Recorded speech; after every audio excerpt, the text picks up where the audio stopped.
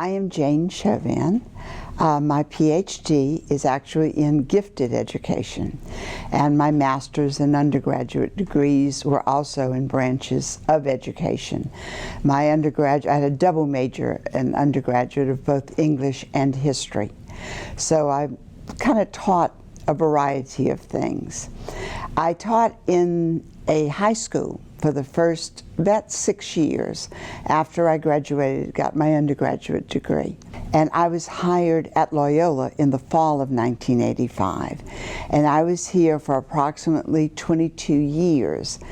After the hurricane in 2005, 2006, Loyola made the decision to close its education department. And so I retired. And I was retired for 90 days. And then the University of New Orleans called me and asked me if I would come to work for them. And I was there for 6 years. But Loyola called me and asked me if I would come back and restart at least a portion of the education department they had had before. And I was very happy to do so.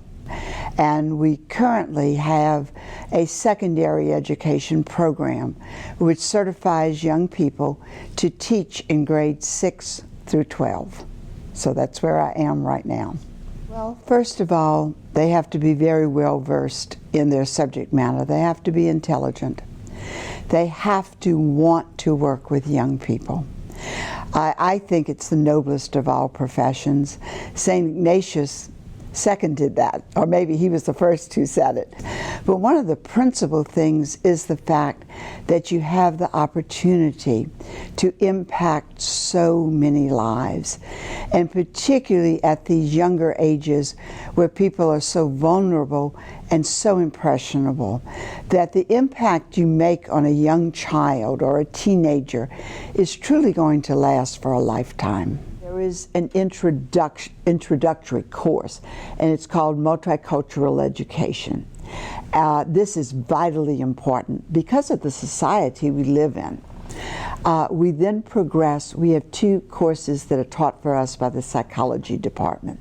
Adolescent psychology, and that's because of our age group that we're certifying in, and educational psychology, which deals with all the theorists and their impact on understanding how we learn and how we process thought. Everybody has to take 1 course in reading. Why? Because even at the secondary or high school level, teachers encounter individuals who cannot read. We also offer a course in classroom management. And then we offer 2 methods courses. The first is a general course. We take what they've learned in adolescent and educational psychology and all of these others, and we look at general planning, organization, we revisit classroom management, and we write lesson plans, we develop unit plans. We spend a lot of time out in the schools. And then the capstone is the student teaching. And that is all day in a classroom where at least for half the semester you are the major teacher. It's learning by doing. The end product comes in their senior year. They are in a school from approximately 7:30 till 3 o'clock. And they are teaching just like a regular teacher. The difference is they have a master teacher right there with them. Even when they're doing, the instruction, when they're the major person instructing that day, that teacher is there evaluating their performance, giving them tips. It's a wonderful opportunity. It's an apprenticeship, if you think of it that way. I think that there is more emphasis on getting to know and working with that individual child, and of course as products of a Jesuit education and our firm belief in cura personalis, we absolutely preach this in every class.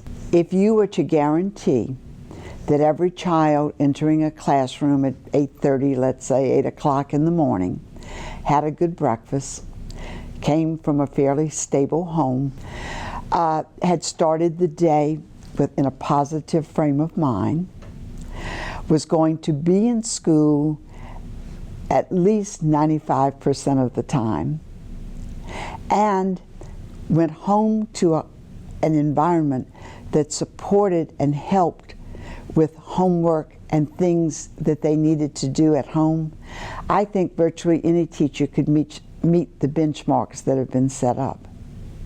But the truth of the matter is that somewhere between 85% and 88% of children coming to school today in the public sector, those variables are not in place. We want children to believe they have potential. We don't want to be satisfied with the status quo or what's average. But they have to be well nourished physically and psychologically to be able to do that. Children find themselves in art. Art can allow them to express things maybe they don't even have words for. When we teach methodology, we always take a segment and we talk about how do we introduce art and music. You can introduce it into everything, science, math. There are all kinds of studies that talk about Beethoven and math and soothing music in the background and, you know, allowing people just to sing if they want to sing. It breaks the tension, it frees them, it relaxes them, it gives, I don't know, it feeds the soul. The soul needs to be in anything they do. I couldn't live without it. They can't either. Neither can you. Because their ability to abstract is sometimes greater, some people simply think about music. Lots of people enjoy it. I enjoy it, but I have no talent to produce it. Other people create music. You know, it's talent and its ability to push boundaries.